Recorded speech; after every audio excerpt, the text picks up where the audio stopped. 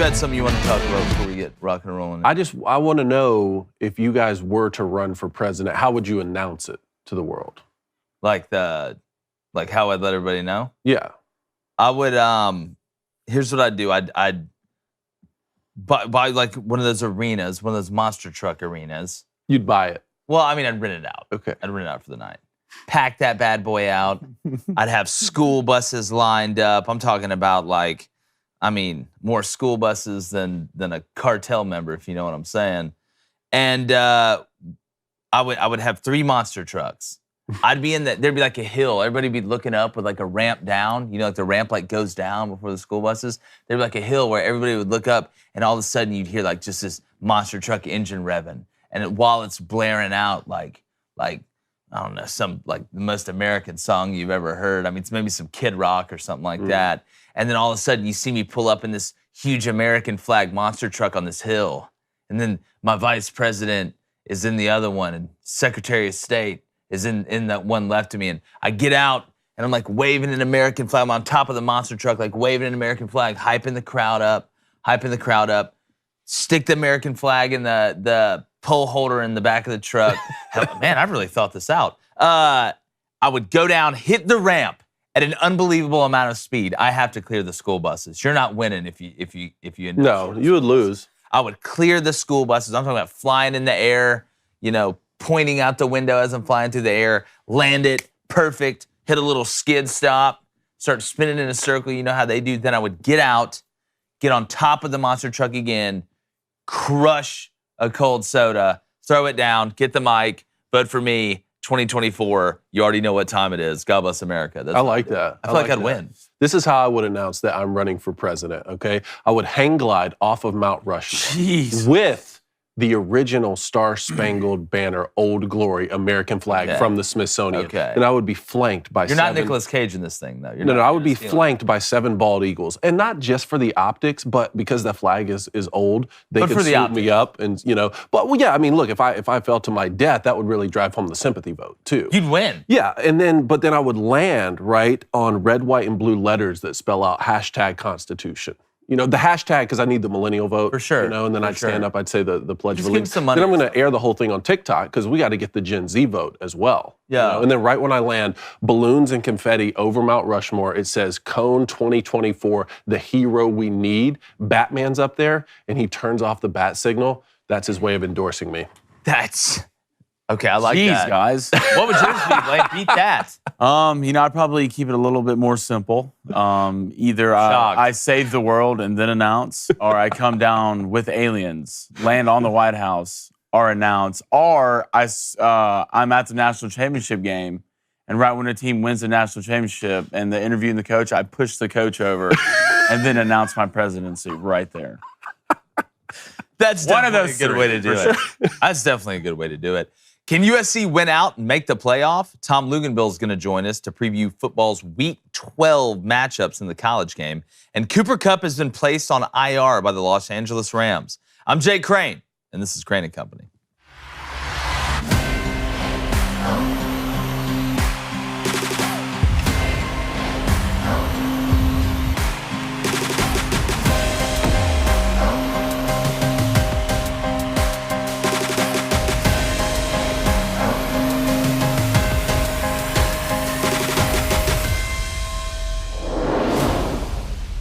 With so many questions still left out there regarding which teams will make the college football playoff, there are 3 teams that I find fascinating as we enter the home stretch of the regular season into championship week. Now, one-loss North Carolina and USC are still in the hunt, and when looking at their upcoming schedule, a loss by either would not only eliminate them, but make very positive strides for teams like Tennessee, Clemson, and ultimately the loser of Michigan, Ohio State. Then there is undefeated TCU, who totally controls their own destiny, and if they win out, are definitely a shoo-in for the playoff. Now, I don't believe USC is about to go 3-0 against Notre Dame, UCLA, and then having to play in the Pac-12 championship. But with DJU still at the helm for Clemson and winnable games at home versus Georgia Tech and NC State, North Carolina could be the surprise team of the year to slip into the playoff, even though they're at 13 in the college football playoff rankings that were released last night.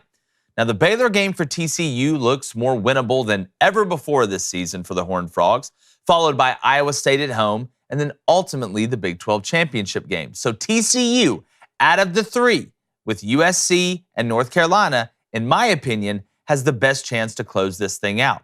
Now, the other big wild card, or the big question that's out there dancing in everybody's minds, is if it comes down to that fourth spot, and it comes down to a one-loss Tennessee versus the loser of Ohio State, Michigan, which would have one loss, you have to love where Tennessee sits for a couple reasons. Their loss is as good of a loss as you can get after falling by 14 to the Transformers from Athens and the Georgia Bulldogs. And their loss would have occurred before the loser of the Buckeyes and the Wolverines game. Now, another fly in the ointment for Tennessee is LSU, who will be a big underdog to Georgia, but craziness has happened before, and it could happen again. If LSU were to somehow beat Georgia, then besides a total meltdown on the periphery, Tennessee would all but be eliminated. Now, who knows how the dice will fall, but we do know this. While the margin for error keeps getting smaller, the stakes only keep getting bigger. And I'm not talking about Omaha stakes. I'm going to bring in my co-host, former Michigan quarterback, technically NFL free agent. You see the guy playing for the Rams, David Cohn. Call me. My brother, wearer of mustaches and clothes in public, sometimes. Former Western State, Colorado wide receiver, Blaine Crane. Gentlemen, first off, Acton Tam. what's up? What's up? Happy Hump Day, boys. Happy Hump Day. College football playoff rankings come out last night. And we're going to talk with Tom Luginbill about USC, about North Carolina, obviously where Tennessee sits. Let's go ahead and throw up that college football playoff ranking graphic when we're able to get it up, because there are some nuggets in here. I know the top 5 remain the same. So when you look at the playoff rankings, TCU controls their own destiny. Like I said, I feel better about them than I do about the other two that I listed.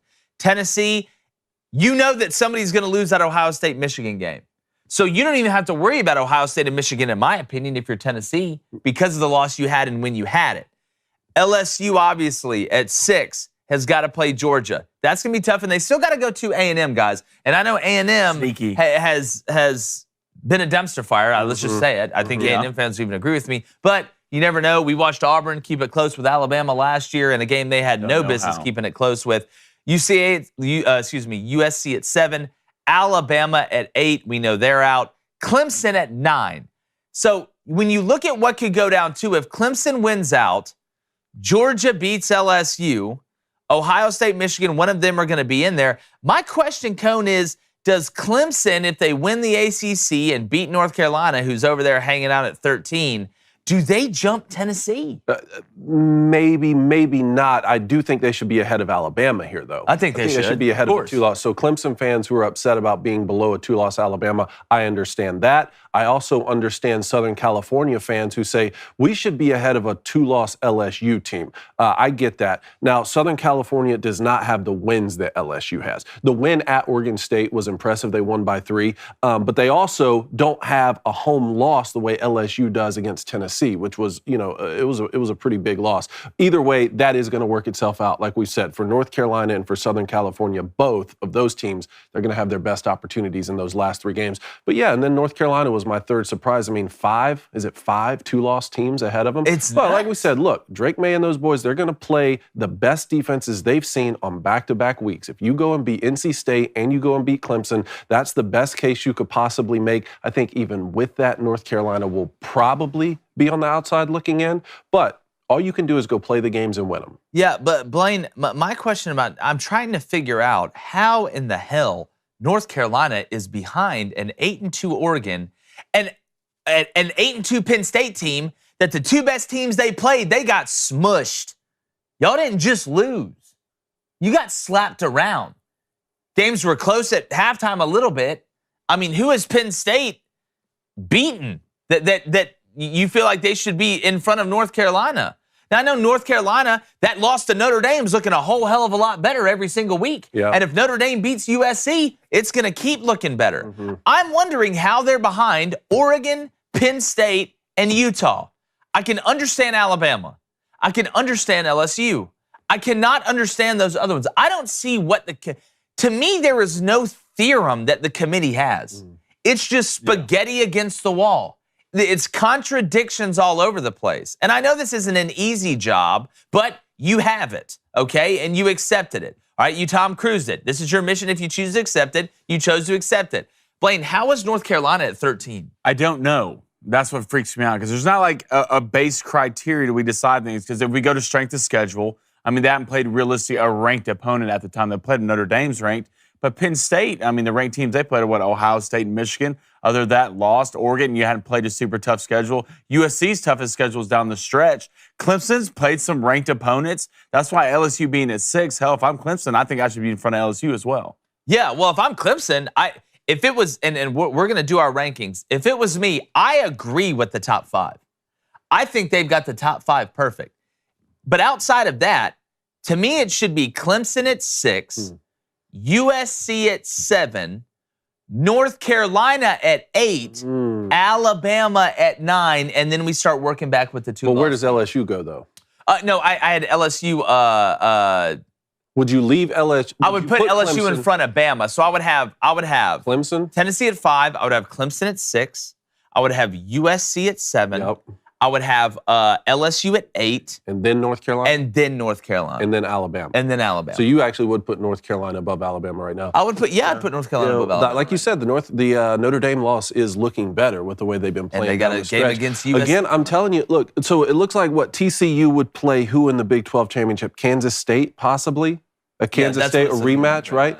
So, look, TCU got by the bigger hump, I thought, in Texas, right? Even though this Baylor team they're going to play this weekend is no pushover. I just think if TCU does lose, I don't think it's impossible to have a Georgia, Ohio, Michigan, and Tennessee college football playoff. Yeah, even though the loser of the game in Columbus is going to have a late loss, that's going to be bad. As long as that game's close, then whoever the loser is going to be able to say, we kept our game closer than Tennessee kept against Georgia. And Tennessee's going to be able to say, well, we were playing the number 1 team in the country and we were on the road. So both are going to have an argument there. Yeah, well, in the comments, tell me what is the worst case scenario for the committee, because I've got one in my mind. If Michigan were to lose to Illinois, okay, if Michigan were to lose to Illinois and LSU were to beat Georgia and you have TCU drop a game and North Carolina loses, you could have 3 SEC teams in there very quickly. Very quickly. Okay, if Michigan loses to Illinois, but then does and then what? Ohio State. Yeah, so you'd have Georgia, you could legitimately have, and then TCU loses. And if LSU beats Georgia, you could have, because they're going to keep Georgia in. Georgia's in, even if they lose to LSU, I think. I think Georgia's in the playoff. Georgia's already in. Yeah. So you put Georgia in there. If LSU beats Georgia, you've got to put LSU in. They're going to put LSU in. Possibly. For winning the SEC. All right, so if TCU lost, I don't think they'd put them over a 11-1 Tennessee with their only loss to Georgia. Then it's going to come down, Ohio State would be in there. Then it'd come down to Clemson and North Carolina, and then obviously USC. That would be tricky. I don't know if they'd put 3 in there. I thought you were going to say if Michigan loses to Illinois this weekend, but beats the Buckeyes. Yeah. Because now you're going to have, and especially if that game is close, you're going to have the Buckeyes sitting there saying, we've beaten every single team by double digits, except for our arch rival late in the season. We've been number 2 all season, so that would be a tricky situation too, because just like we saw Michigan last year lose to Michigan State. Again, it's not, you can lose 1 loss as long as you go into Columbus and you beat your biggest rival. For sure. Because they're on the same side, they're in the same division. Yeah, that's the Trump game that's coming down to the end. But before we get to the greatest grassroots movement of all time, it's not anything political. It's the Booster Club. But before we get there, I do want to talk about something very important. We always joke around on the show and we have a good time. We try and make the ad reads fun and stuff like that. This one is obviously very serious. They're all serious. But Epic will, guys, when it comes down to protecting your finances, when it comes down to ensuring that your medical decisions are honored when you're unable to see them through, all right, and deciding on who will take responsibility of caring for your kids if something happens. If you don't have a will, I don't care if you're married, I don't care if you're single, I don't care if you're young, middle-aged, or old. You need to get this done because it's unbelievably easy to get done. And we're about to make it very, very financially easy on you. You need to take 5 minutes today.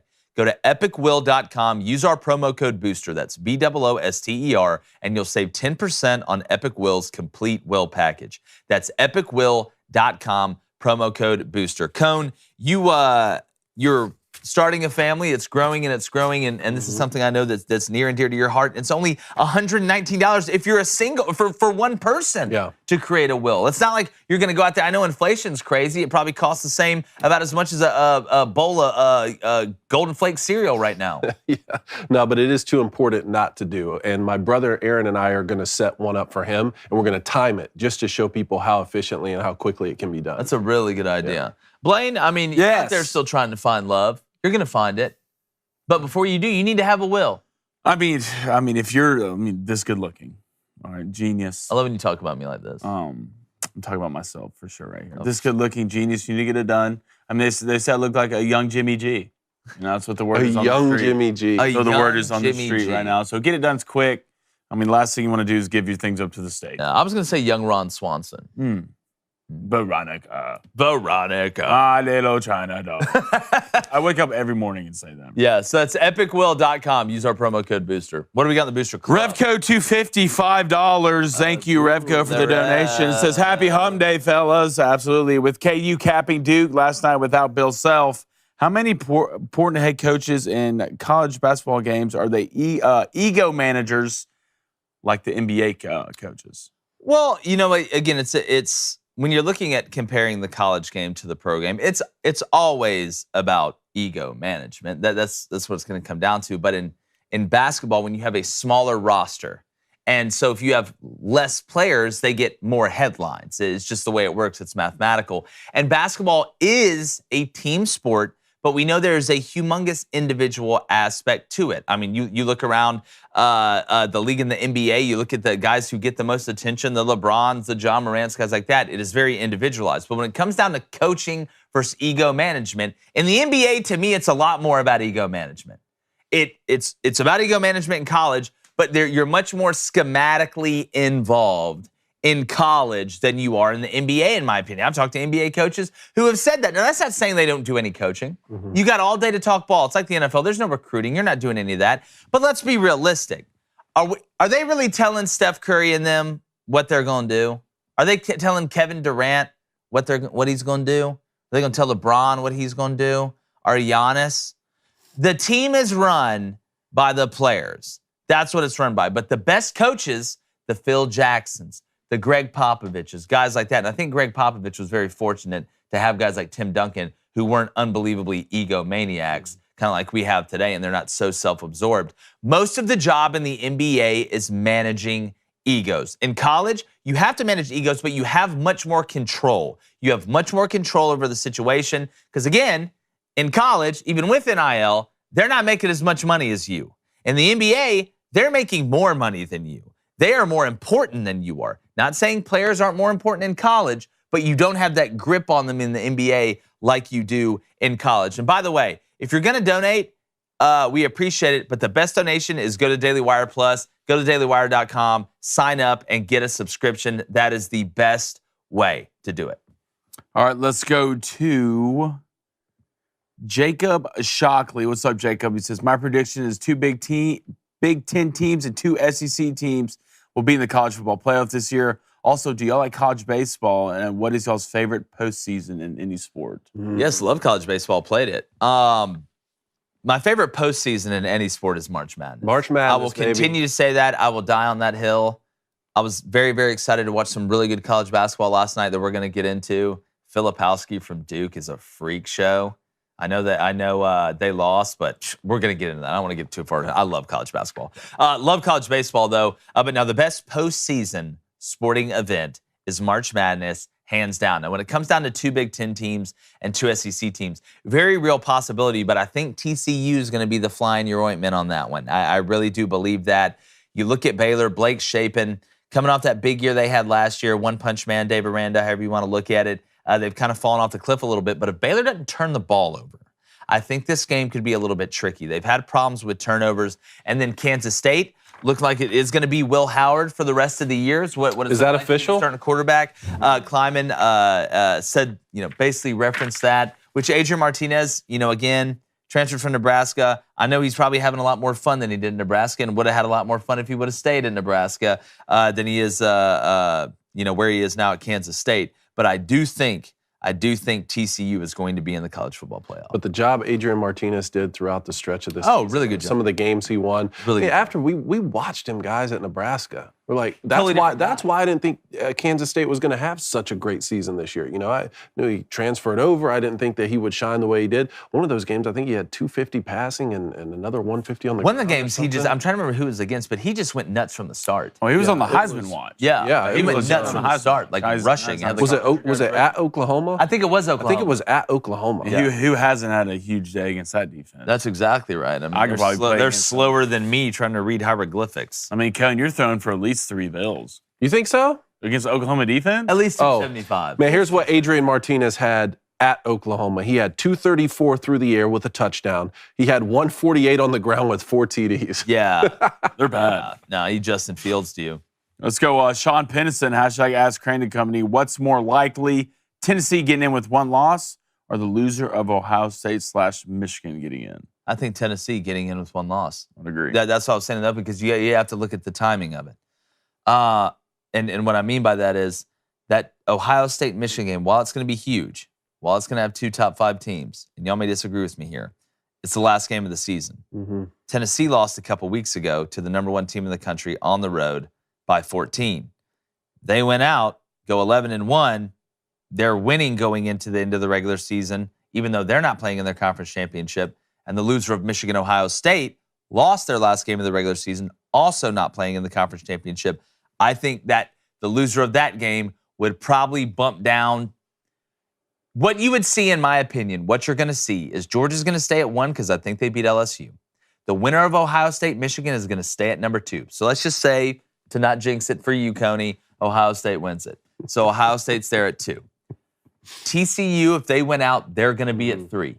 And I think you'd have Tennessee at 4, Michigan at 5. I think Michigan would be the last team left out in the scenario of TCU going undefeated, Georgia beating LSU, and USC losing. I could see that playing. Now the question, but Clemson is another one. That's the Clemson one is interesting, but when you look at it, look where they're at right now. The committee's telling you they don't really respect Clemson that much. I mean, that would take a big jump. All right, because if you're Clemson right now, you want North Carolina to beat Notre Dame. You want North Carolina to be ranked as high as possible. You mean NC State? NC State. Yeah, NC State. NC State, Georgia Tech, you got a good feeling they're going to beat them. You can't destroy your helmet out there. North Carolina lost to Notre Dame earlier in the year. So let me rephrase that. If you are Clemson, you want North Carolina to beat Georgia Tech. You want North Carolina to beat NC State because you want them ranked as highly as possible.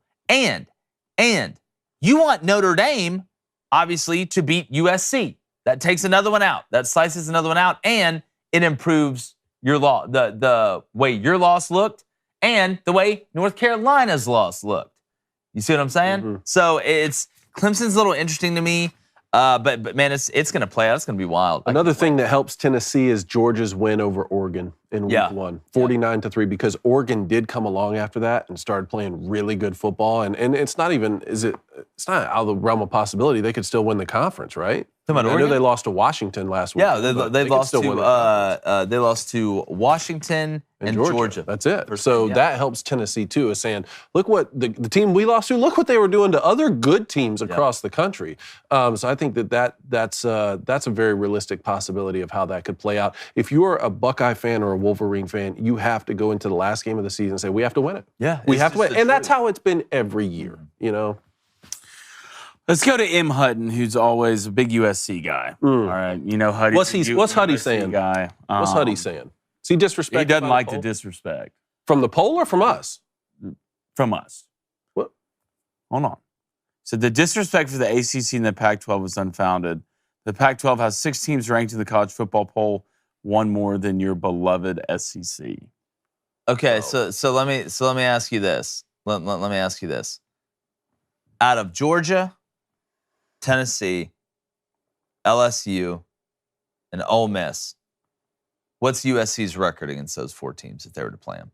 Now let me put it this way. USC is the highest ranked Pac-12 team. What's their best win? At Oregon State. An unranked Oregon State team? Mm-hmm. That's the best win. Tennessee's best win? Alabama. Okay? You look at the SEC's best win. I want to read you a stat that this should this should quiet this a little bit. I saw this morning from our good friend Cole Kublik. All right, people want to talk about records and this and that and the other. Well, it's like they say, and you know, Hutton, I love you. But at the end of the day, and I know I see you just responded to it. Here's the overall opponent record: Georgia 62-38, LSU 61-39, Tennessee 60-41, Clemson 57-43. USC's combined opponent record is 46-54. You played a losing record. I'm sorry, and you can't say, oh, it's because of non-conference scheduling. Georgia played Oregon. LSU played Florida State. USC's going to play Notre Dame, who has 3 losses, but you can't schedule cupcakes and then complain at the end when you're getting disrespected.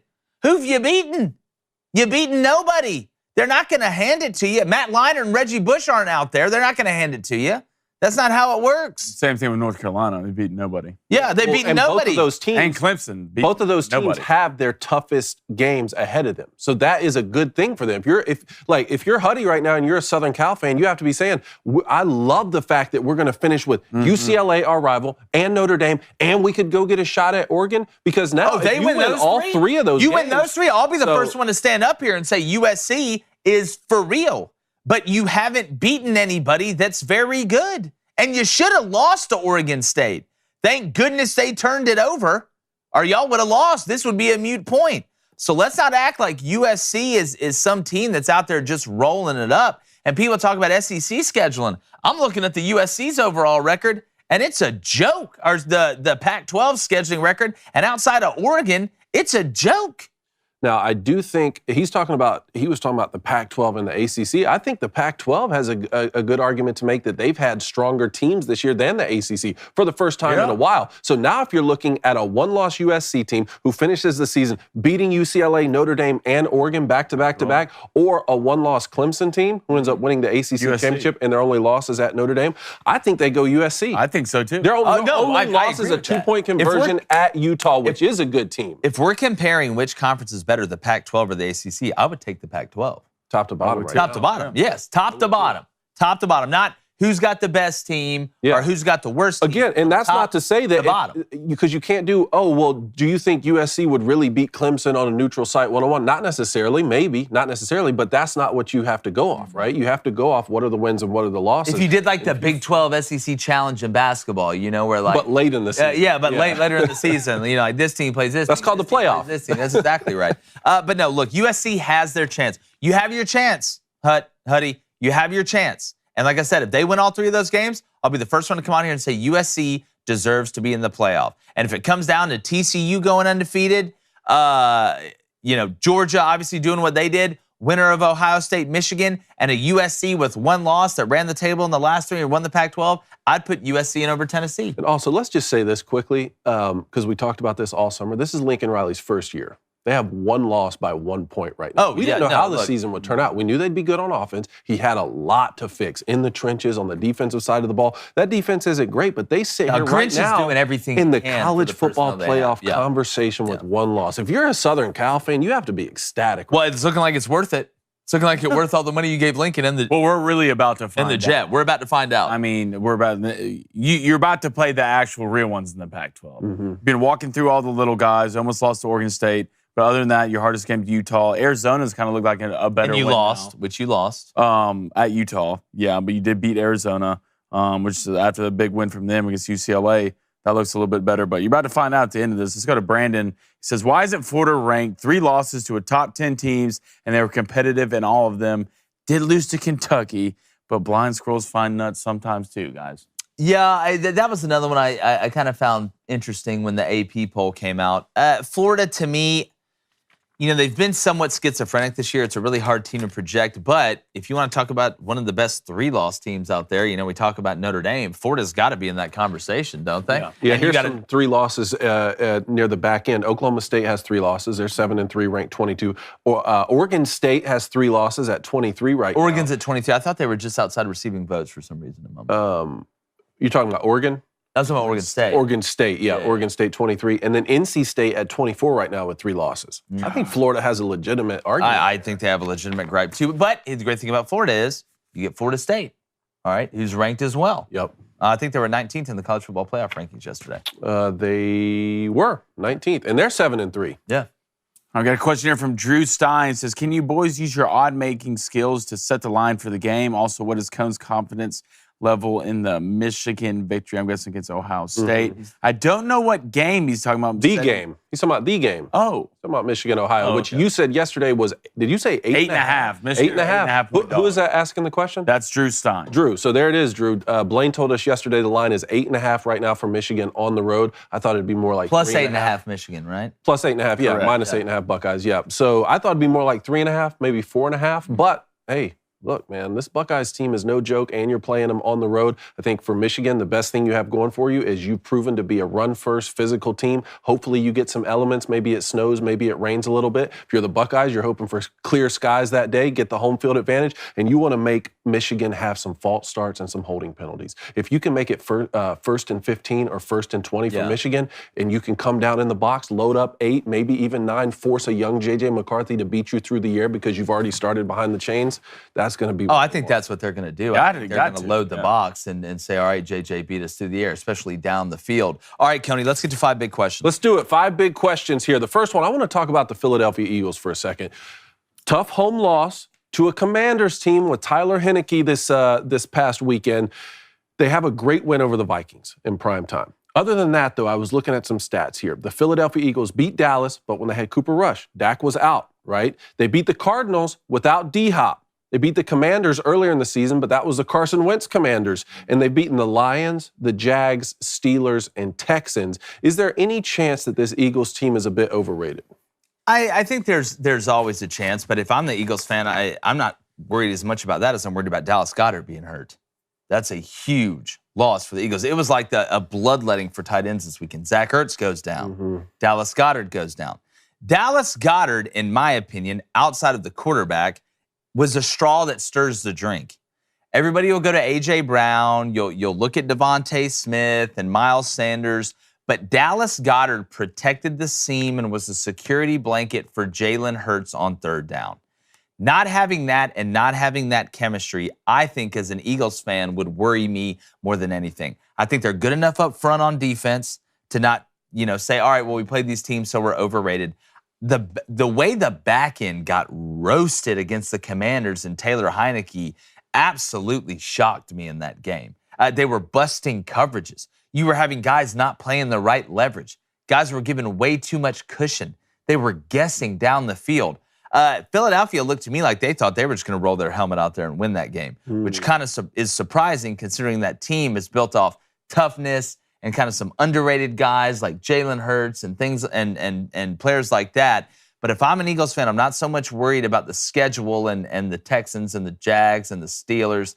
I'm worried about Dallas Goedert being hurt and what that means on 3rd and 6. That's what I'd worry about. How you feeling, Blaine? If I'm Eagles, I'm somewhat worried because of what I'm giving up on the ground.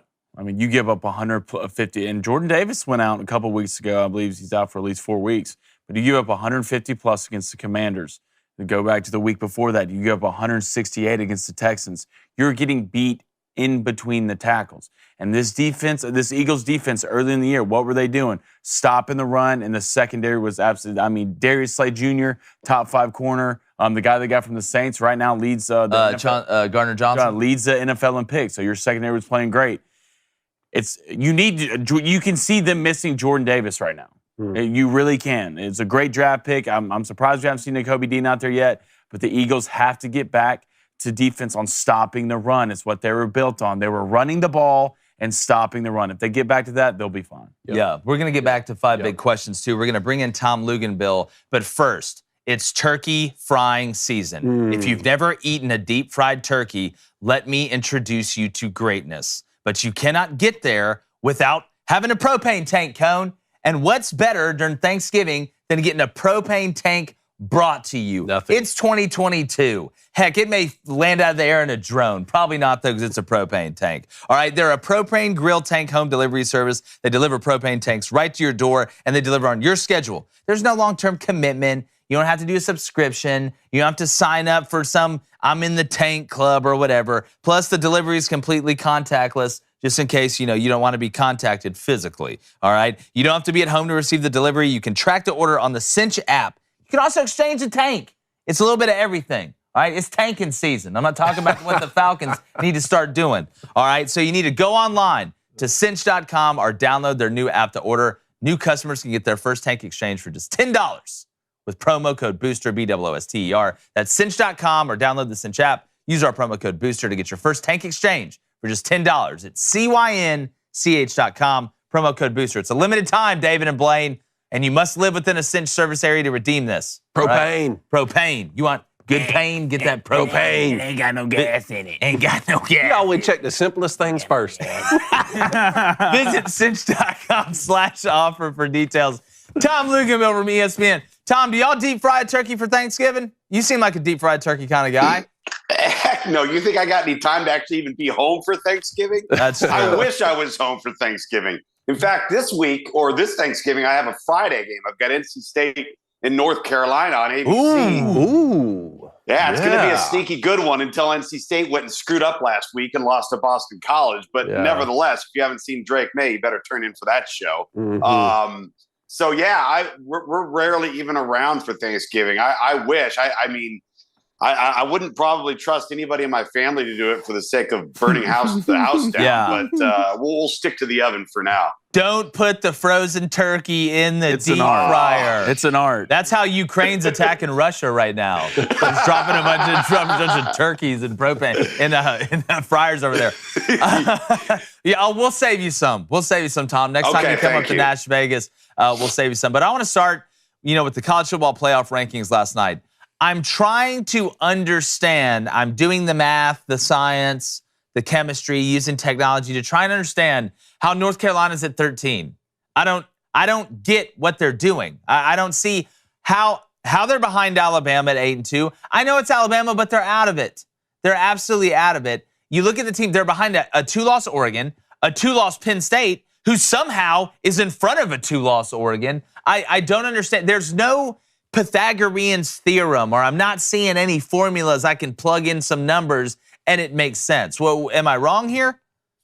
You're not wrong. And what's interesting is they're not applying the same logic to USC because they're a brand. USC is the most overranked football team in the college football playoff rankings. They're so bad on defense. In fact, USC is the West Coast version of North Carolina. If you took both of those quarterbacks off those teams, they might be 500. I mean, that's how bad on defense both teams have been. One's a brand, one's not. One came into the season with preseason hype, maybe not warranted. The other didn't. So North Carolina had to really climb. I think the committee's looking at them and they're saying, well, they don't have Alabama's roster. Well, they don't have Clemson's roster, or they don't have Utah's roster. There's another one for you, Utah. And I listen, I understand they got 2 losses. They beat USC. Yet SC's 5 spots ahead of them, 4 spots ahead of them. And so, listen, whether it's 1 loss, 2 loss, or undefeated, I can get into a debate with who has better teams and things of that nature. But what I don't understand is why the committee doesn't seem to appreciate a team in its totality, right? So, like, for example, UCLA slipped up last week, but UCLA as a complete team is probably a better team than USC is. But because of Caleb Williams, because of the transfer portal additions on offense, and the fact they've been able to mask how woefully poor they are on defense, then all of a sudden they get a pass, but North Carolina doesn't get that same pass. Yeah, that's my problem. And look, I know it's not easy when you're ranking. There's a lot of moving parts and things like that. Sure. But you have to have some baseline criteria that you're building off of. And for USC, like we were just talking about with one of our Booster Club members, they get their chance. You get UCLA, you get Notre Dame, you get the Pac-12 championship game. So you control your own destiny. Prove it. Yep. Now, the other 2 teams on the periphery here, Clemson, all right, with 1 loss. Obviously, it's looking like a showdown with North Carolina if they can handle business against a Jeff Collins-less Georgia Tech and NC State with Jack Chambers of Secrets, who has not figured out the secret to be able to throw the ball better. When I look at Clemson, all right, then I look at Tennessee. Right now, who do you give better odds of making the college football playoff when it's all said and done?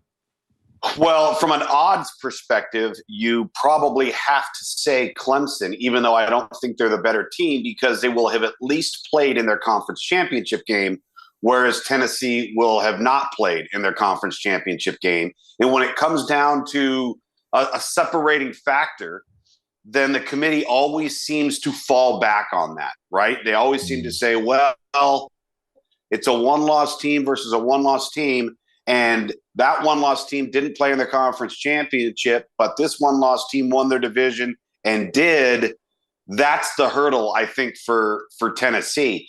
But I think Tennessee, if they played Clemson right now, would beat Clemson. So and you I think they're the better good. team right now than Clemson.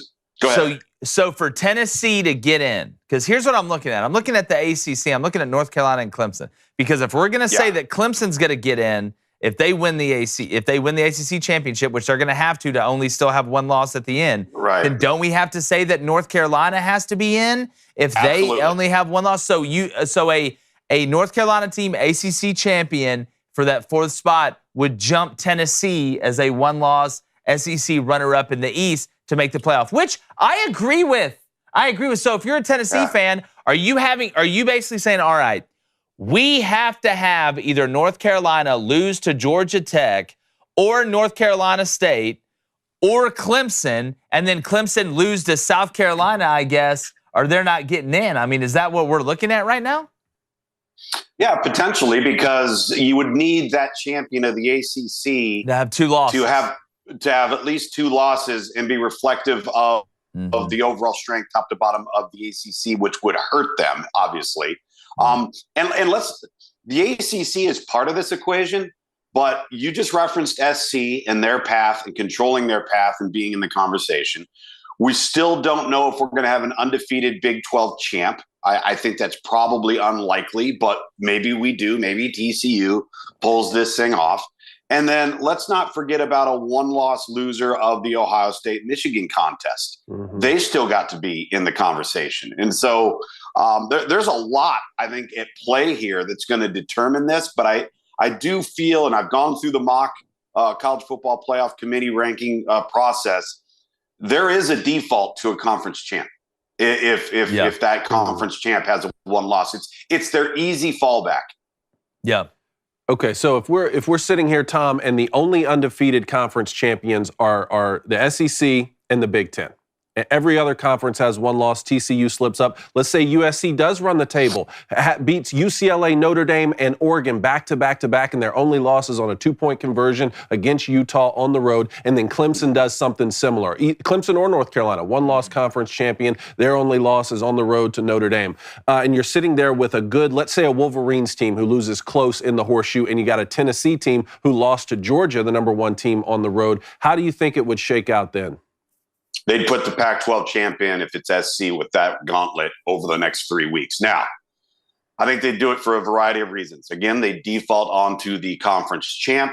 They would then go to the strength of record and the strength of schedule, and then they're also going to go to the brand. Let's not forget where SC is already ranked right now. They're in prime position. That's where they would go. I think it's also reflective of the absence of the Pac-12 participation that we've seen in the college football playoff, getting some relevancy back. Some of those teams you just mentioned, a one-loss Michigan, a one-loss Tennessee, they're better football teams than SC. I mean, even if Michigan loses to Ohio State, Ohio State loses to Michigan. Now let's look at it the other way.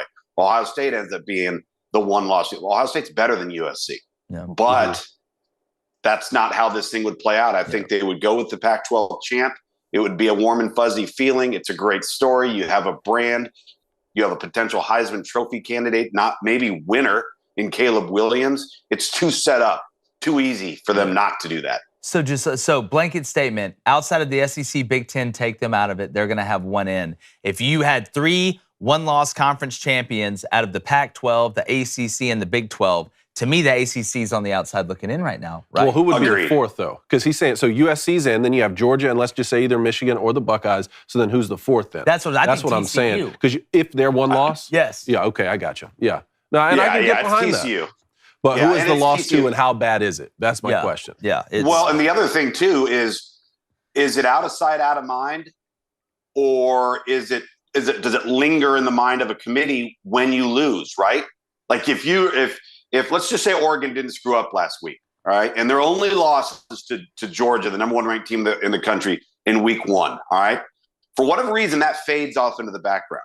But if you're TCU and you're sitting there at 4 right now, and you happen to lose, and it's fresh in the minds of the committee, right in the thick of trying to determine. See, that the top is right. 4 teams. Maybe it's not TCU, Yeah. man. Maybe they don't put TCU in there. That's what I'm starting to think, man. It would It's be psychological. the big between Tennessee and the ACC champion, or maybe it depends on how the loser of the game in Columbus. Well, no, if USC runs it out, they're in. That's the third spot. That's the third spot. They're going to give the 4th spot to the ACC championship if TCU loses. Maybe. If TCU loses to Potentially. either Baylor. I think Tennessee has an argument to make. I mean, I do too, but I think they're going to default to, like Tom said, they're going to default to the conference champion. They will put Clemson in over Tennessee. A 1-loss ACC champion Clemson will get in over Tennessee if TCU loses to Baylor, if they lose to Iowa State, or if they lose the Big 12 championship game. I really think they would do that. Tom, how about the Heisman Trophy right now? I know you were talking about Drake May. Look, I watched every throw from this past weekend against Wake Forest. An unbelievable performance. The ball comes out of his hand. It's just different. And for a young guy to be able to make some of the throwaway decisions he makes and managing the game, it's incredible. But, is he? I mean, I don't think he's running away with this thing right now. We still have Blake Corum in the mix, C.J. Stroud, Hendon Hooker. How do you see the Heisman race shaking down right now? Well, he should be, but he's not because he's at North Carolina and not enough people have watched him. They're looking at him in a box score on a Sunday morning on the internet or in a newspaper, unfortunately. And you're right. You do have Blake Corum. You do have Caleb Williams. There are other candidates out there that are obviously worthy. I would have no issue in any way, shape, or form with a Caleb Williams winning it, a Blake Corum winning it, a Drake May winning it. To me, I mean, even to be honest with you, given the state of the football team, what Bryce Young has meant to Alabama this year may be actually more important than what he meant to Alabama a year ago from a Heisman perspective. But man, to me, Drake May is a guy that if you're not paying attention, you're not doing your job. If you're a Heisman voter and you're just looking at stats and you're not, as you mentioned, David, go watch him. Like, go look at how he's doing it, and then imagine that team if he's not on the roster. Yeah. It's like all of the best parts of what Trevor Lawrence did, but bulkier and the dude's thrown off platform more than the guys from Motley Crue. Let's be honest. And accurate when he does it. Yeah, that's the thing. It's like everything about him should tell you the ball should be flying all over the place. Yeah, and it goes exactly where it needs to go. You can't coach that stuff. No, it's maybe he's born with it. Maybe it's Maybelline. No, he's definitely born with it. Blonde.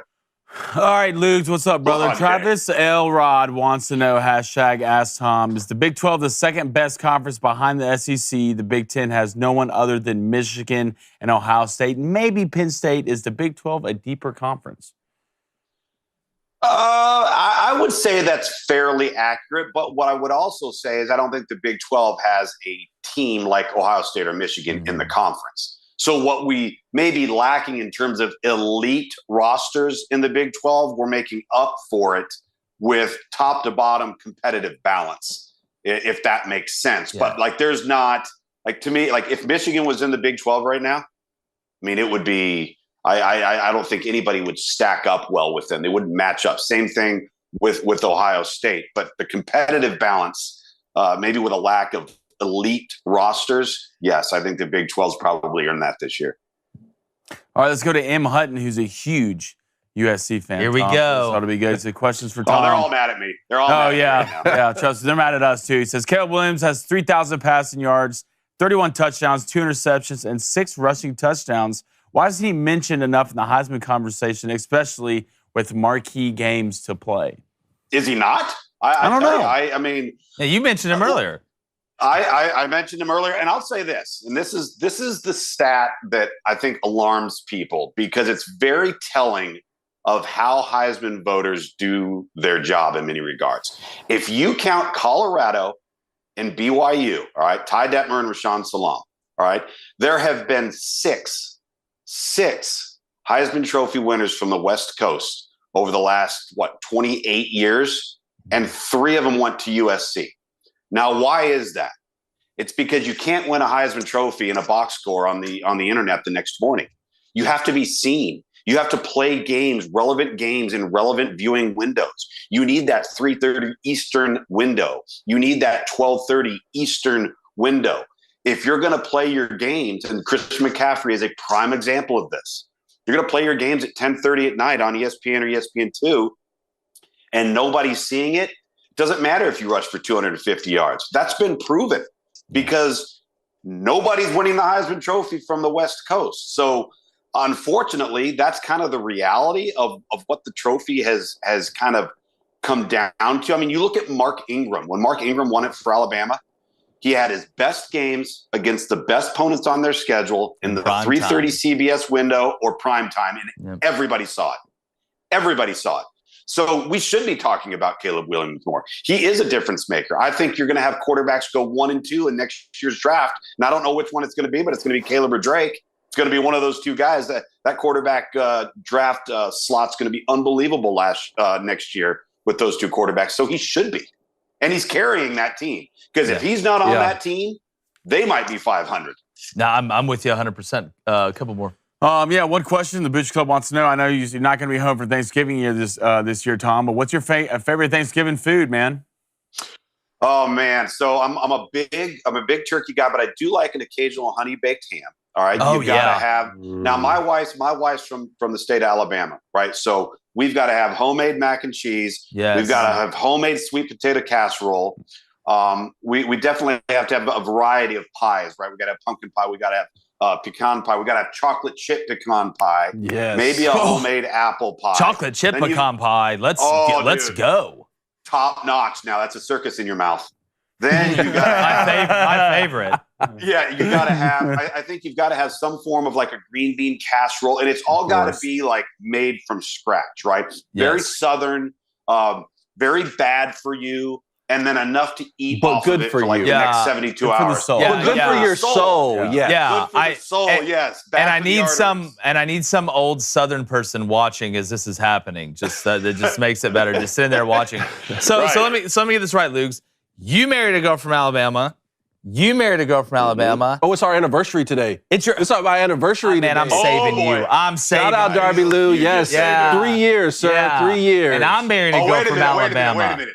You definitely married a girl from Alabama if she's got 2 names. Yeah, that's exactly Darby Lou, right. yes. This is Southern Belle territory over here. For sure. Hey, so we all 3 locked in some Alabama girls. Hey, Good job, there. guys. Hey, Tom, long distance fist bump. There we go. Blaine. Blaine's next. Oh, yeah. No, I'm in my 20s. Trust me, I'm good. Yeah. Don't do it. Yeah. He's 29. Each day is better than the next. 28, but close. Excuse me, 28. Get it right. Yeah, it's like me saying I was born in the 80s. I was born in November of 1989. Let's be realistic here. You were born in the 80s. Yeah, the late 80s. I love the 70s. Tom, what's your thought on cranberry sauce? That's the real question. Yeah, that's what everybody's asking. No. Thank you. God, I'm loving this interview. Get it out of here. I'm so sick of this. Nope. What's going it's on? Like pineapple you can on tell pizza. our country's You want candy corn? You can tell our country's going in the wrong direction. You can tell. David's up here eating Cranberry sauce. David's up here eating chalk in front of me, basically construction paper, and no one likes cranberry sauce. It blows my mind. Cranberry sauce is so overrated. You want to talk about USC being overrated? Try cranberry sauce. I'm with you.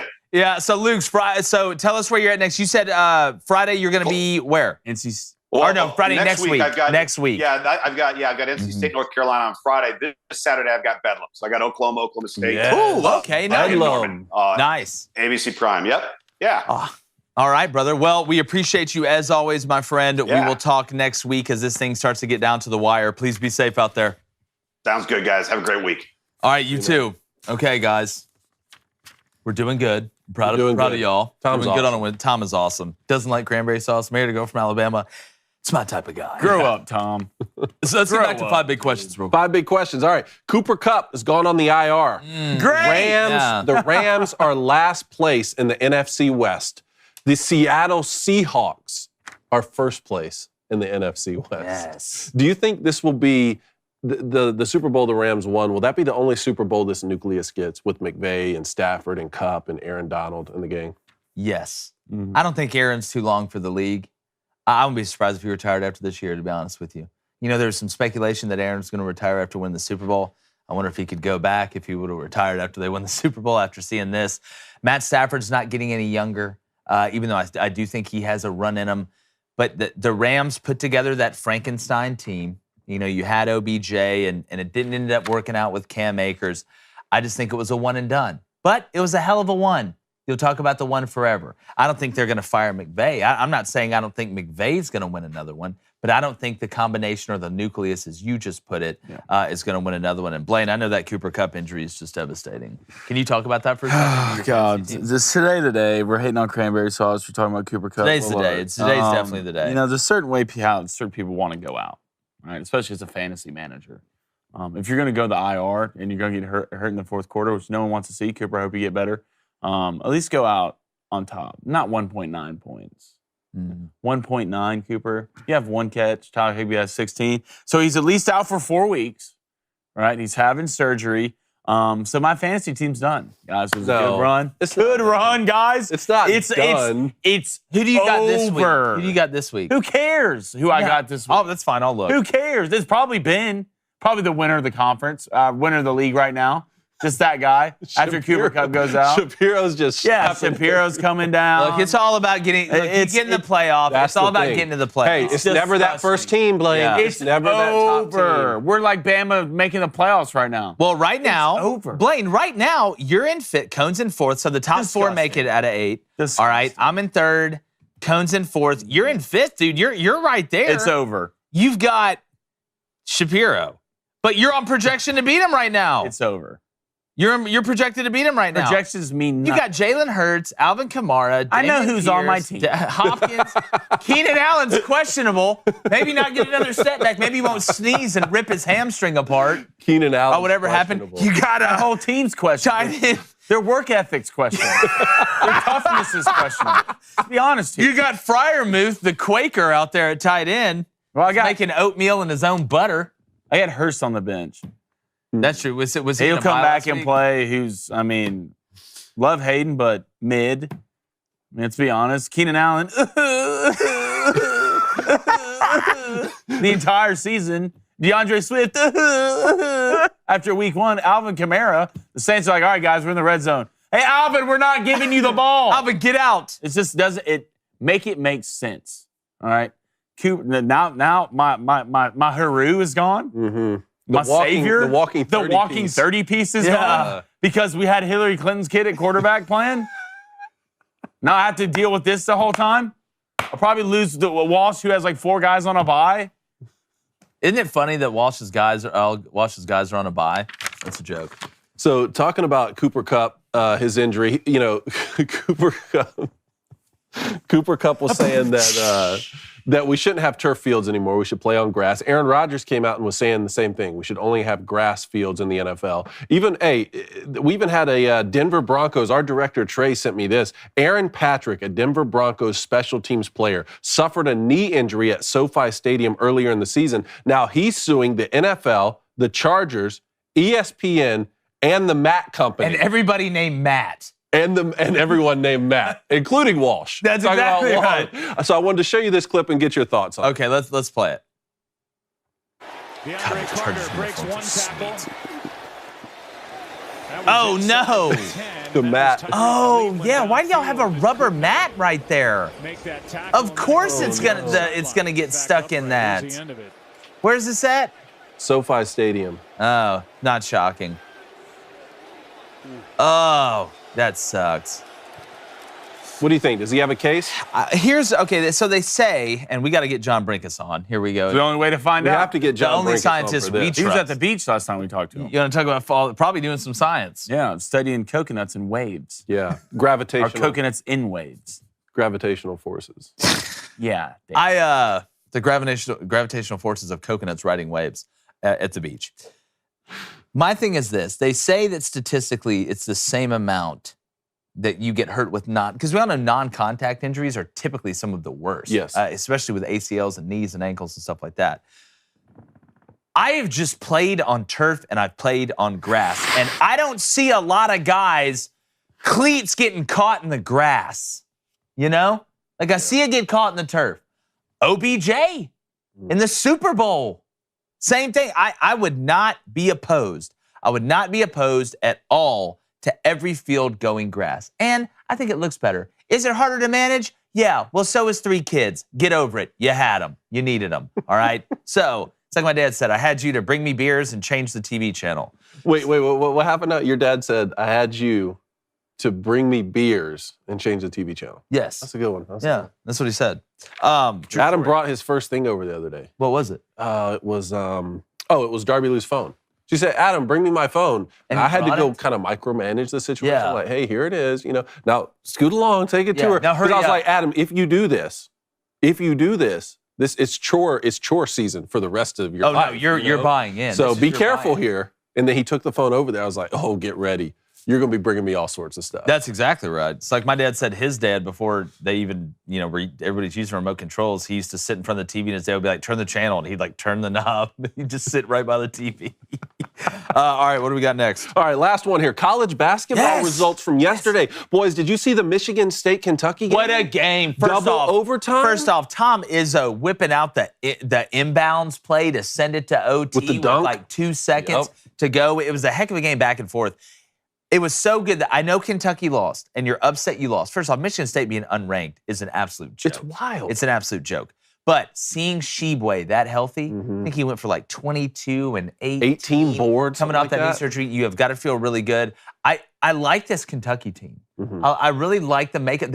They seem tough. Like they're a tough team. That's been my knock on Kentucky. They've been real finesse. They've been, not very downhill at you. Like we've seen Kentucky have guards that are downhill, but overall as a team, kind of as a mantra, I get the tough physical vibe from this Kentucky team. I think that's when Kentucky's at their best. But Hauser from Michigan State was an absolute butter festival yesterday. After only not playing very well in the first game that they played against Gonzaga, he was shooting the lights out, whether it was a 3, whether it was a mid-range. I think he ended up with 8 rebounds. You got Hogard. Sudoku's a guy that it keeps coming on for Michigan State. But, man, just a heck of a early season basketball game. I love these matchups, and they're good for both teams. Yeah. It's good for both teams. And then looking at Kansas and Duke, I know Duke lost, but Filipowski becomes the first Duke player since Marvin Bagley III to have double-doubles in his first 3 games. I really like Roach. I like the makeup of the Duke team, but Kansas, especially with the Grady kid they got, they're going to be a problem again. They bring back Jalen Wilson. Bill Self wasn't suspended the first 4 games. He'll be back. 2 great matchups last night. I would not be shocked if we saw 3 of the 4 Final Four teams in those 2. That's what I was going to get at. How are you feeling about this, Blaine? I didn't get to watch as much of the Michigan State game as 1 and 2. I was caught up in action. I'm going to keep talk about that. I was caught up in some action, but did watch the Duke game. Kansas problem. Yeah. Kansas, that white kid problem. Absolutely. Kansas always stays with a white kid that's a problem. It's like Ohio or Iowa with tight ends. There's going to be a good one. All right. He was out there just butterfest. We saw the kid they had last year was in the NBA on Bourbon after they won the national championship. Yeah, what was his name again? I cannot remember for the life of me. He's in the NBA playing well. Huh? God, I remember he's playing well. Yeah, he was. The thing about Duke extremely talented. They have a 7-footer. Huge. Welcome to the island who can hit the 3, do it all. But other than that, Roach is good. Their point guard is extremely good. Wasn't super impressed. I think the Ryan Garcia kid, I don't know why y'all got him from, but he's below mediocre, super slow. I'm worried about their bigs this year. They're kind of slow on defense, but I think Kansas right now, you're seeing a team that's going to be good enough to win the championship. Kansas and Houston, man, right now to me. Houston, yeah. Christian Braun. Braun! That's what it was, Christian Braun. Yes, Sheboy did foul out of that game in Kentucky. I wouldn't be surprised if that's the last foul out he has this season. But they did go into double overtime. Double overtime. So, enough. again, that's if you're going to foul out, that's totally acceptable to me. All right, Blaine, a couple from the booster. Or actually, you know what? No. You ready to do this? Oh, yeah, let's do this. All right, Cody. I got some things. So, as you guys know, every Wednesday, our 6'7" dude that can change the light bulbs at Jordan-Hare Stadium friend, who's also an 80-year-old. I've done that. In a 34-year-old's body, David Cohn, in a segment that's known around the world as Get Off His Lawn.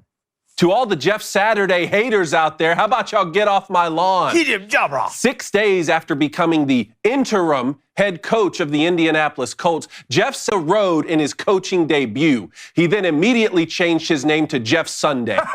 No, but that's how every pathetic puppet in the mainstream media should refer to him. Not only did the Colts win, they surpassed 200 rushing yards for the first time this season. Imagine that. Hire a former offensive lineman and you dominate the trenches. Now, this victory was against the Raiders, so let's not hand out any cookies just yet. And with a tough schedule ahead, Saturday's Cynics will certainly get an opportunity to pile on. But it appears as if that will happen regardless of any on-field achievement. Joy Taylor stated, whether Jeff Saturday is successful or not, his hiring was an embarrassment. For those wondering who's Joy Taylor and what are her qualifications, our team is still working on that, Jason Taylor's sister. Former Steelers head coach Bill Cowher chimed in, regardless of how this plays out, it's a travesty. And former Browns tackle Joe Thomas went so far as to blame Saturday for accepting the job with no coaching experience, even though Thomas himself told Pat McAfee he would throw his hat in the ring to coach the struggling Browns. Do I have to be the one to tell Bill Cowher and Joe Thomas they had zero media experience before accepting their positions on television? Did they steal opportunities from countless broadcasters who worked tirelessly year after year to climb the professional ladder?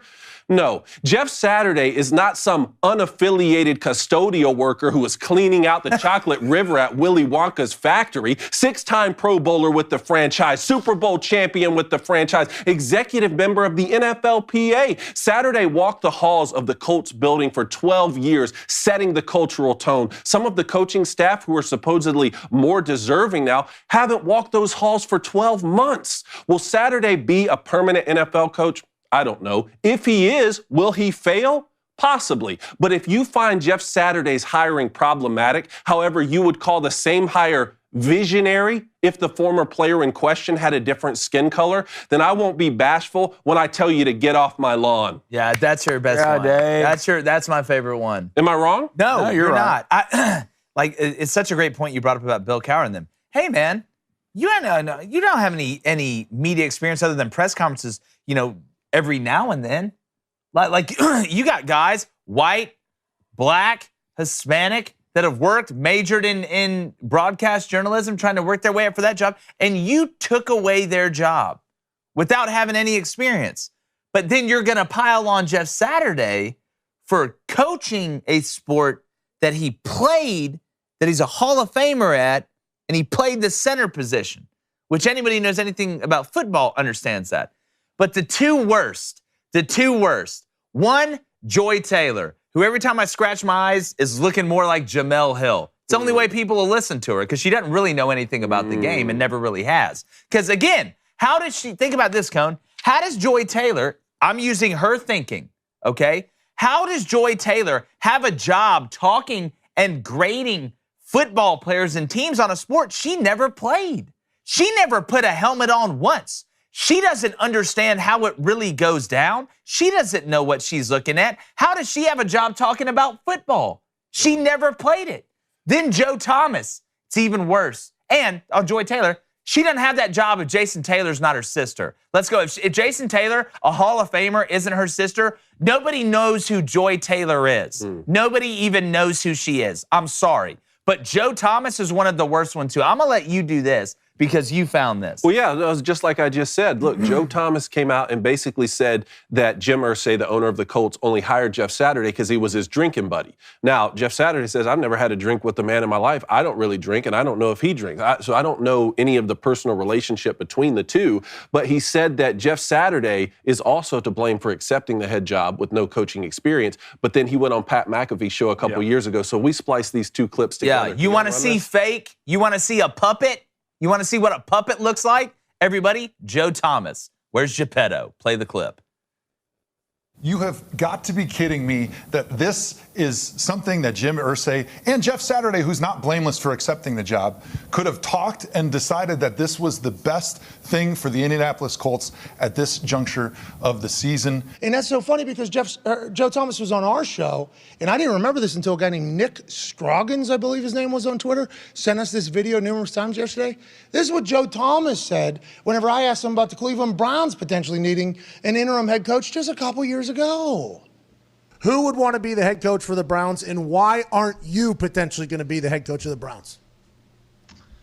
Well, I think this might be time to maybe make a spoiler alert that I'm throwing my hat in, and I'd like to be the next coach of the Cleveland Browns.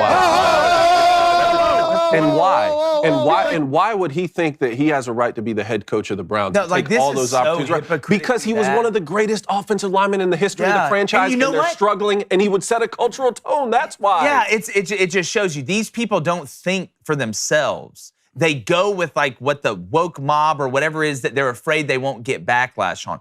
Joe Thomas, think for yourself, man. Be yourself. You're a big guy. You played in the NFL. You're great at playing football, but you're not great at thinking for yourself. Now, the Joy Taylor thing, I do want to say this. I don't think you have to play football to be a football announcer or broadcaster. Certainly not. I'm going through her line of thinking because she knocked Jeff Saturday for not having experience Qualifications. coaching. Exactly. She has no experience playing. Yeah. So how can you ever talk about it then by that line of thinking? In that line of thinking, she should resign right now. She should resign from her job talking about football and go talk about something that she knows, which, I'm sure she knows something. Well, the thing about Joe Thomas is, one, he's a sellout. Blatant sellout. Blatant sellout. Like, it's right in front of you. You're basically a piece of Play-Doh, right? I'll say whatever I need to say to get somewhat noticed now. That's what it is. Joy Taylor has the dumbest takes I've heard of all time. I don't think on she'll the be regular there for more than 6 months. On the regular. So at this point, I'm just numb to anything she says. But I'm glad this Joe Thomas thing got pulled up because you see what it's really like for someone to try to get back in the spotlight, to try to be relevant. They will say whatever they need to say. Same thing Jake said. They won't think for themselves. Someone told him to say that. Exactly. Someone got him. The only way you're getting on this show is you say this. All right? And it's disgraceful. That's where we are in society. Of sports, politics, it's all starting to blend together. No one has their own thoughts and their own opinion. That's why authenticity, you can see authenticity. Especially if you watch podcasts, you watch show, you know when someone's being fake. Yeah. And that guy right there, that was fake. McAfee made another good point when he was talking about Bill Cowher, because Bill Cowher is a Super Bowl championship winning coach. He said Bill Cowher got the head coach of the Steelers when he was 34 years old. And there were other coaches in the league who were older than him, possibly deserved that opportunity more. Jeff Saturday couldn't get any coaching job when he was 34 because he was still playing. Yeah. He was still being an all-pro in the league. Now, if Jim Irsay came out and said, I want to make Jeff Saturday the permanent head coach of this franchise. He gives us the best opportunity to win. Again, it was already unorthodox. That would be especially weird. He didn't say that. He said it's not about winning or losing right now. We have to set a cultural tone with the guy who's walked these halls. And as soon as I saw this news, I took a double take. But that's what I thought. Oh, getting a longtime former player to hold the fort down while they go and do a search for a permanent replacement. That's what I thought. And I started wondering, would it be any different if they hired Peyton Manning? If the position were different? Oh, no. If they hired What Peyton would happen Manning, then? No. If they hired Peyton Manning, they would laud it as an unbelievable hire. I guarantee you they would. I guarantee they would. And last point I want to make on this, we'll get to the Booster Club and I'm going to get up to the board. I feel so horrible for all the little girls out there who want to be sports commentators and want to get into it.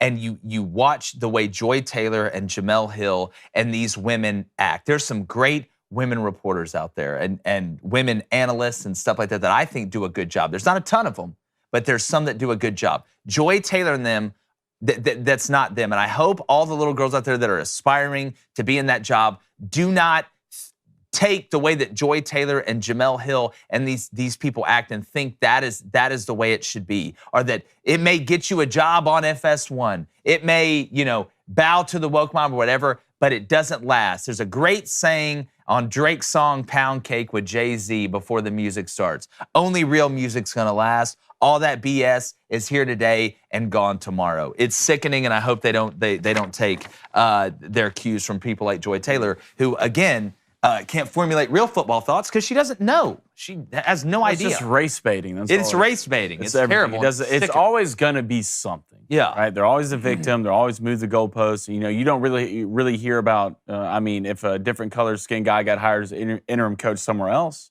I know somewhere else where that happened. You haven't heard any questioning on that. And I'll tell you right now, Jeff Saturday is going to be the next coach, the next full-time head coach. What do they say if he finishes the year with a winning record? That's the best the Colts looked all year by far. Oh, I'm rooting for him. I hope they win every game. Have the Eagles coming to town this Sunday. Yeah, I'm rooting. Look, it's going to get tough. I'm rooting for him every game now. It's going to get tough. I'm rooting for him every game. And Joe Thomas and those guys, and Bill Cowher especially, they didn't bring up race in their analysis of it. But again, to the sportscaster point, they got those positions without any media background. They didn't go to school for that. Were they stealing opportunities? No. The networks valued a skill set they had, gave them an opportunity. I don't know. Cowher did coach for the Steelers. All right, if you want to watch or listen to or if you want to watch the rest of the show, you can listen to it if you stay here. Head over to the Daily Wire Plus. Do that now. If you're going to donate in the chat, I tell you what, take that money, go to Daily Wire Plus, become a member. You'll love the stuff over there. Listen on Apple, Spotify, wherever you get your podcasts. Subscribe, leave a 5-star review, and share it with your friends. Except Joy Taylor. Ain't nobody got time for that stupid stuff. We'll be right back.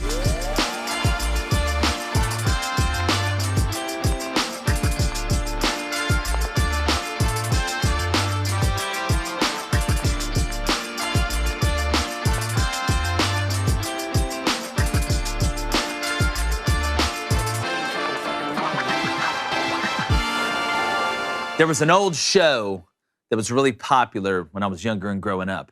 It was called Blue's Clues.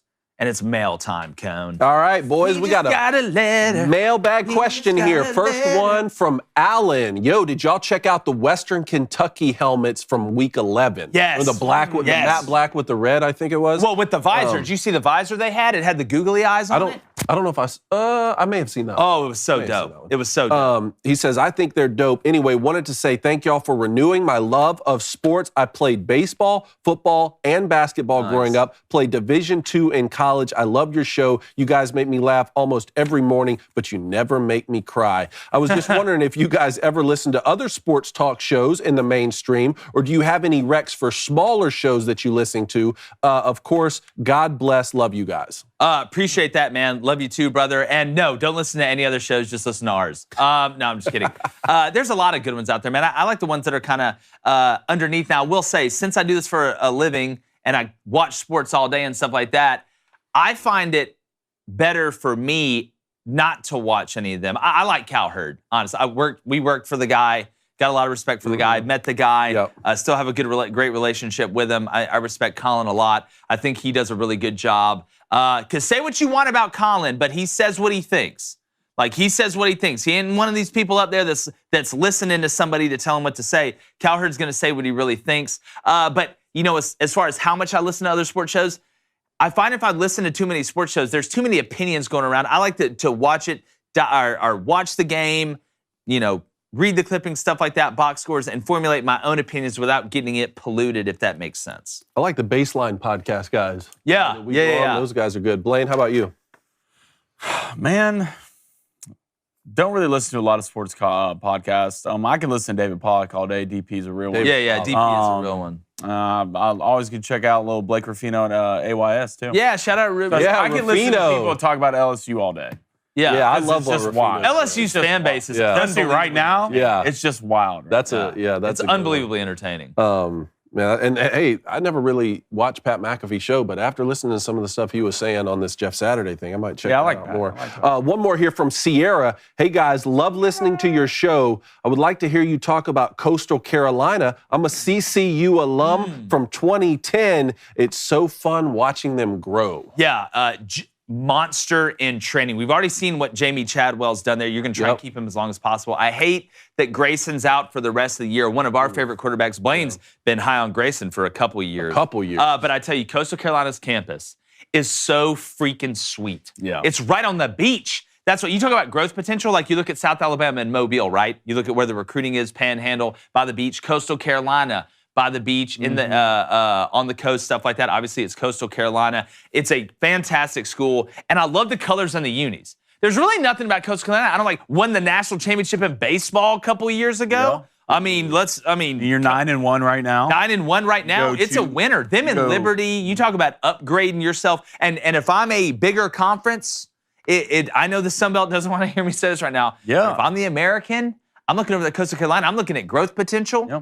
I know the market isn't humongous where they're at compared to some other places. It's going to get bigger. But it's going to continue to get bigger. And they love their football, or they love their sports in general. I mean, do you try to keep Jamie Chadwell? You got to try to do whatever it takes. They got money. Coastal Carolina's got money. Go look at that campus. It looks like You need a face, and that's your face. Yep. I'm going to go at Booster Club leaderboard. J. Cobb Brown's 4-0. Kyle Jenkins is 3-0. 4 J's, 3 B's, a 2, a 3, a 4, and a 5's 2-0. So is Ulrich Sharber, EJ Runis, BJPS09XU13, Midnight Crane to Georgia, Sasha Booster Club, Tyson's Right Hook, and Revco 250 are all 1-0. Make sure you fill out that Google form with your pick. That way we can track it with the units as well and kind of determine over a couple months who's doing the best out of you guys. I know you are keeping track yourself as well. Cone, let's talk about some lines that we like for college football this week. Okay, you want some lines for tonight's games, Maction? Or you want to go? Let's go this weekend. Let's go this weekend. Let's go all right. Sharps. Hey, Tennessee at South Carolina. Tennessee right this second is -22. The over/under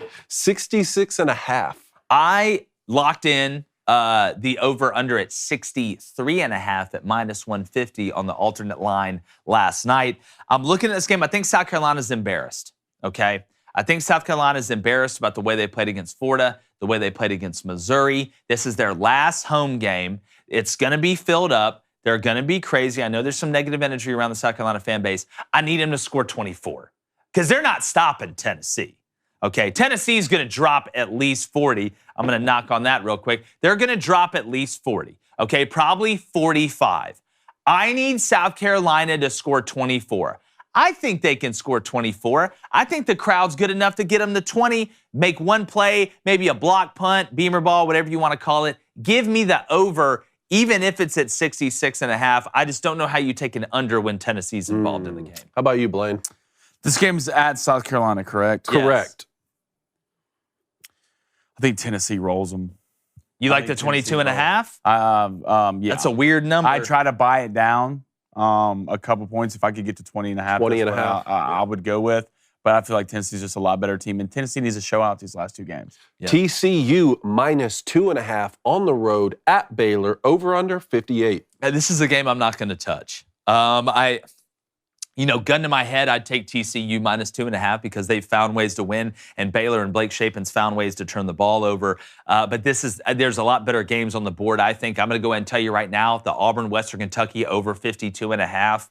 I think Auburn's going to be able to run for about 400 yards, and Western Kentucky is going to score at least 21 points with that offense. Tyson Helton, what they do throwing the ball, they got some witches outside at receiver, and Auburn does have Bama next week sandwiched in between that A&M game. Big win for Carnell Williams at home. I think Auburn wins. They're a 5.5-point favorite, guys. It's not some big margin, but I love the over in this game. I don't think Western Kentucky can stop Tank. When it comes to the TCU-Baylor game, if I'm betting this TCU-Baylor game, I'm betting TCU money line. I got that -150 here, the 2.5. I don't know. TCU's a tough team to bet against right now. Yeah. They are. 10.5-point dogs against Texas. Are you worried about the offensive performance against Texas a little bit? Yeah, but with still, the way Baylor plays? Their offense has been good all year. Okay. I mean, you have one off game. I mean, I can get it. Hey, but by the way, I want to see an NFL one. Can one of y'all pull up the Bills spread for this weekend? Because they're supposed to get 30 inches of snow. The Bills are? The Bills game. Yeah. Right. Forgot who they're playing. -8.5. Yeah. What's the over Against under? the Browns, 42.5. I am going to pound that under.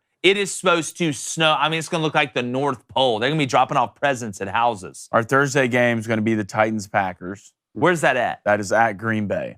It's going to be -3 Green Bay, over/under 41.5. It's going to be freezing. I'd probably take that under. Yeah, I don't It's see. going to be I a don't see hike. Christian Watson's not catching 3 touchdown passes again. Man, he's getting better. He's not where he needs to be, but he's getting there. Aaron, that one ball.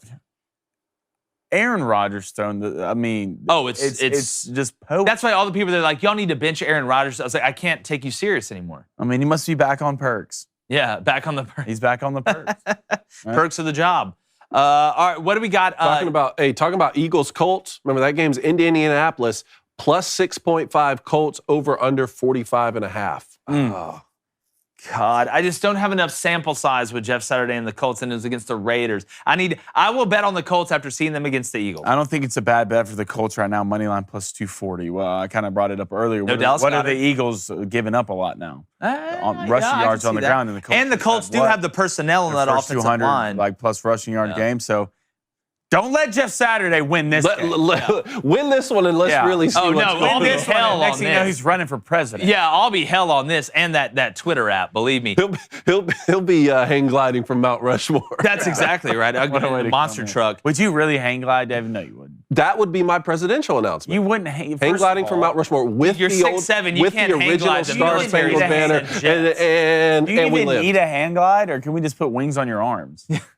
That's the flag. Don't you have the That's the wingspan just to flag. flap your The arms? American flag, I come down, I land on #Constitution, I say the Pledge of Allegiance, the above Mount Rushmore, the confetti goes off, it says Cone I thought there was a 2024, Batman signal. the hero we need, Batman standing there. You're all Someone like said in the he- chat, instead of a Batman signal, it's a picture of a giant cone. Yes, and that's his way of saying he endorses me and he possibly will be my running mate, and then Superman retweets. Cone Batman 2024. Wow, you love to see it. Blaine, What's the slogan? Justice, justice, at all time. What'd you want? What'd you say to me? Booster Club? Yeah, for sure. Let's go to Justin Decker. All right, he says, guys, I learned a painful and valuable lesson last night.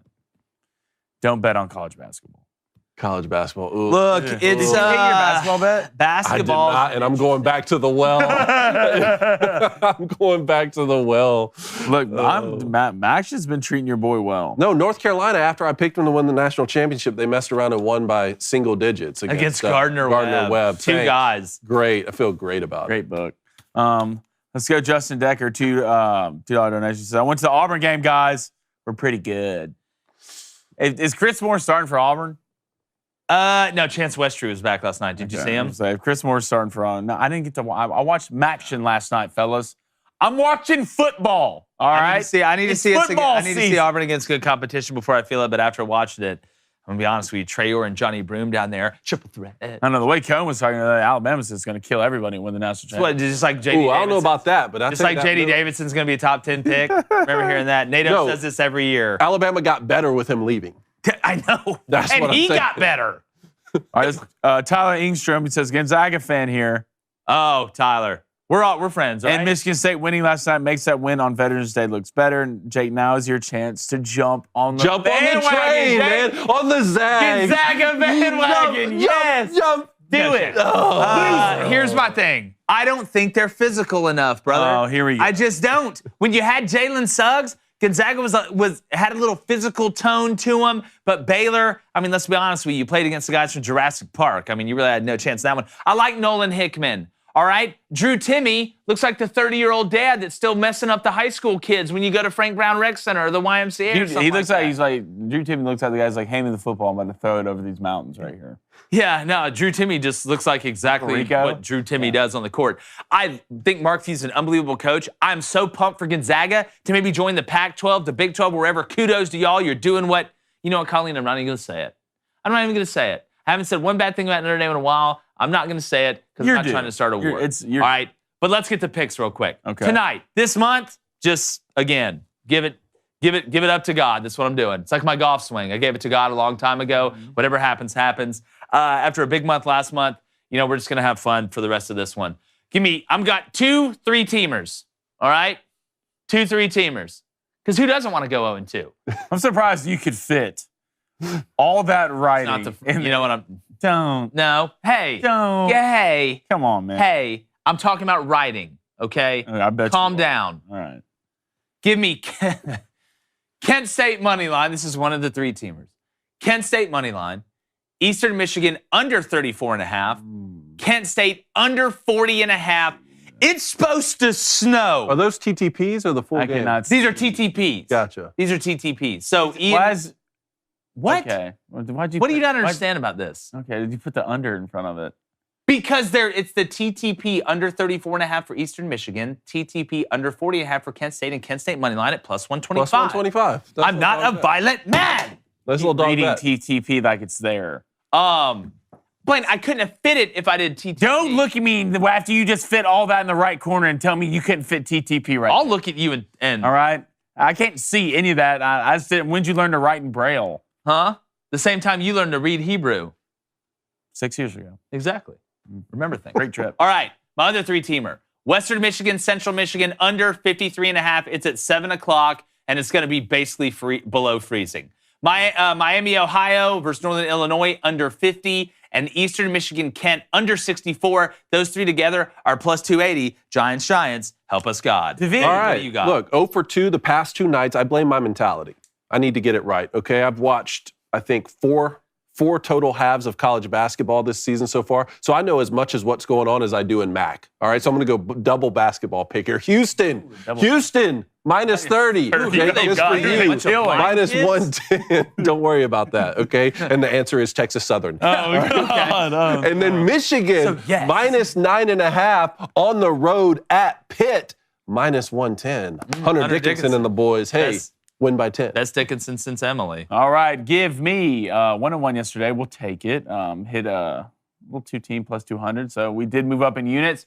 Give me the Kent State Eastern Michigan over 55.5. Ew. A lot of points in this game, fellas. No. Give me Western Michigan plus 10.5 and the under at 50.5 at plus 230. Western Michigan, you just got to show up. If you're smart this month, you will take exactly the opposite of what I took in three-teamers. It couldn't be. Do you have a 3-teamer? Is that there's 2 3-teamers? What is going on? Plus 125? You like your odds on that? Huh? A Yes. 3-teamer plus 125? Yes. Not really a lot of bang for your buck right there, bud. You know what? How about you worry about yourself? Just trying to help. How about you worry about yourself? Trying to help. Yeah, baby Cone. Help people. Trying to help. I beat you so bad last month, the police showed up at my door on my birthday this month. How'd that go? That's weird. I told them where he lived. That's weird. They're like, hey, man, has he got a red car? Anyway, baby Cone, he wants Central Michigan minus 8.5. And then minus 150. And Northern Illinois money line minus 120. Boom. Will you breathe? There's nothing worse than people who just laugh hysterically at their own jokes. It's the worst. It's the worst. I'm laughing at you. Was there a poll? Real quick. There's always a poll. Real quick. What do you mean? They wanted this poll. Okay. Came out of it. Which is better, Pixar or DreamWorks? I go Pixar 61%. Pixar, what'd you say? 61%. 60%. Okay, which is better, Pixar 59. DreamWorks. Did you say 60? 41%. Yes. I can't stand you, but I also love you. It's such a weird situation. Love you too. All right, speaking about love, I would love if you go ahead and hit that subscribe button, hit that like button as well. Go to the Daily Wire Plus. I know if you're listening to us, you need to want to watch us at this point. Go to Daily Wire Plus. Make sure you sign up some great stuff over there.